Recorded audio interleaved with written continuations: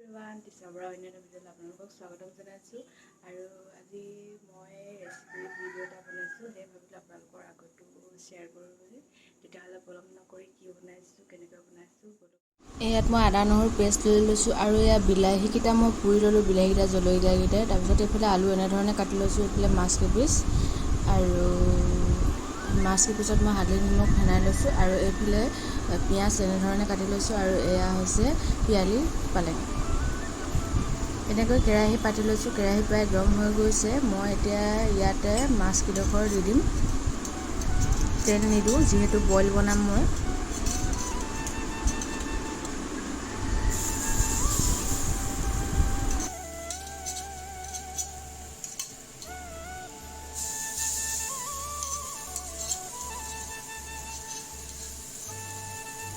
যিহেতু আমাৰ ইয়াত দুজনে মানুহ আমি, সেইকাৰণে গোটেইকেইডোখৰ মাছ নবনাওঁ, বইল এই 3 পিচে বনাম।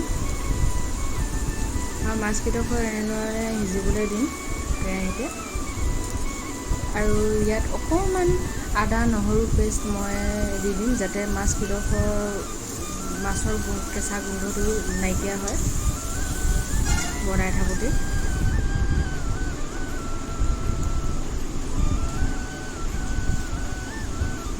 আৰু আদা নহৰু পেষ্ট এনেকৈ যদি অলপমান দি দিয়া হয় মাছকেইডোখৰ পুৰা টাইমত, তেতিয়া খুব ধুনীয়া এটা গোন্ধ ওলায় আৰু সেই গোন্ধটোৰ কাৰণে চব্জিকণো ভাল হয়, খাবলৈও ভাল হয় আৰু গোন্ধটো খুব ধুনীয়া আহে। আৰু মাছকেইডোখৰ সম্পূৰ্ণকৈ মই পুৰি নলওঁ, আধা পুৰা কৰি ল'ম।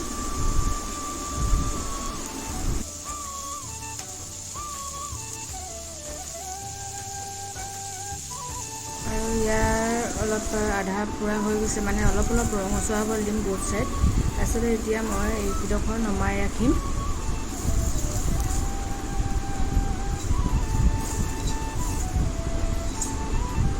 আৰু এই কেৰাহীখনতে মই এতিয়া পিয়ালি পালেংখিনি মই ইয়াতে দি দিম। তেল চেল নিদিওঁ, এনেধৰণে দি দিম। অকণমান ঝামৰালৈকে ইয়াতে ভাজি ৰাখিম।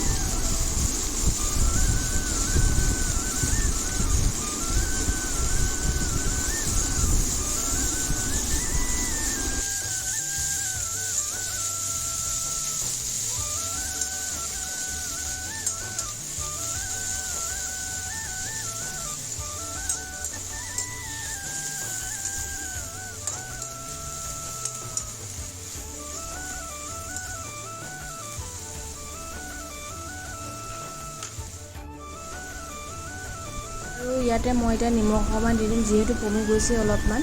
আৰু নিমখ আপোনালোকে যিমানখিনি জোল বনায় আৰু সিমানখিনি হিচাপত দিব। আৰু হালধি বইলত বিশেষকৈ নিদিয়ে, কিন্তু মই দিছোঁ এইটো কাৰণে বইল যিহেতু বনাইছোঁ তাত বহুত বগা টাইপ হৈ থাকে, খাবলৈ দেখিবলৈ বেয়া লাগে। একচুৱেলি খাবলৈতো ভালেই লাগে বাৰু, যেনেকৈ বনালোঁ বইলটো। আৰু সেইকাৰণে অকণমান হালধি দি দিছোঁ কালাৰটোৰ কাৰণে।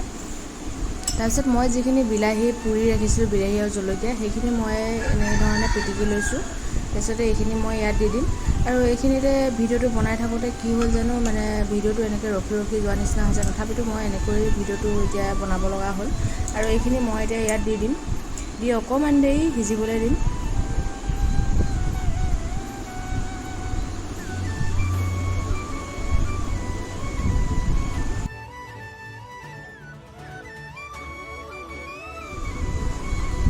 দেখিছে নহয়, এয়া বহুতখিনি শুকাই গৈছে। আৰু ইয়াত এতিয়া মই কাটি থোৱা আলুখিনি দি দিম। আলুখিনিয়ে যাতে বিলাহীৰ ৰসটো শুহি লয় অলপমান, সেইকাৰণে এনেধৰণে ভাজি ল'ম অলপ দেৰি।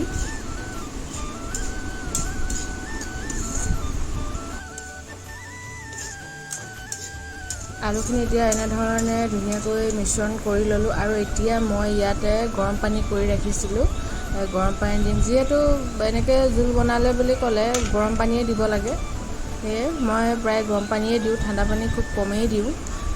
ঠাণ্ডা পানী দিলে আকৌ নতুনকৈ সিজিবলৈ টাইম লাগে, সেইকাৰণে গৰম পানী দিলে ভাল হয় আৰু। তাৰপিছতে মই এতিয়া ইয়াতে কাটি ৰখা পিঁয়াজখিনি মই ইয়াতে দি দিম। পিঁয়াজ আপোনালোকৰ নিজৰ হিচাপতে কাটিব, কেনেধৰণে কাটে। মই এনেধৰণে কাটি লৈছোঁ।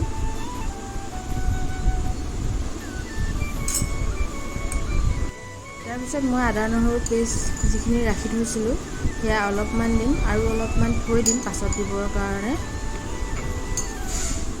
যেতিয়া নমাবলৈ হয় তাৰ 5 মিনিটমানৰ আগতে দিলে সোৱাদটো আহে আৰু গোন্ধটো বৰ ধুনীয়া ওলায়।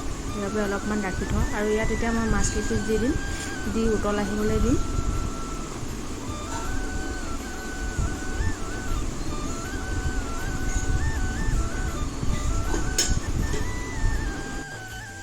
এতিয়া মই ইয়াতে ঢাকনা মাৰি প্ৰায় 20-25 মিনিটমান বনাম, ল' টু মিডিয়াম ফ্লেমত।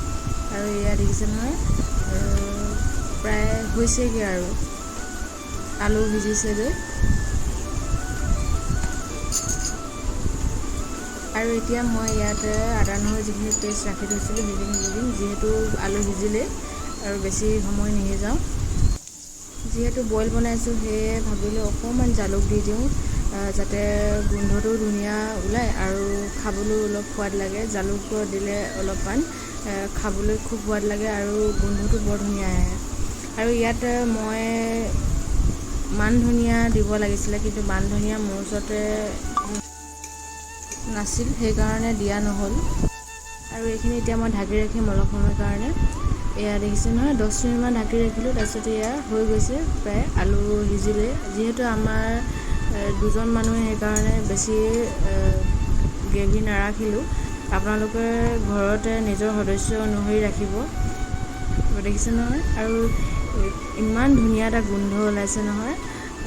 মান ধনিয়া দিয়া হ'লে চাগে আৰু ধুনীয়া এটা গোন্ধ ওলালে হ'লে, মোৰ ওচৰত নাছিল যিহেতু সেইকাৰণে দিয়াও নহ'ল। আৰু এয়া মোৰ থালিৰো তৈয়াৰ হৈ গ'ল। আৰু এতিয়া মই ভিডিঅ'টো ইমানতে সামৰিছোঁ। পুনৰ এটি নতুন ভিডিঅ' লগ পোৱাৰ আশাৰে আজিলৈ bye bye, take care all.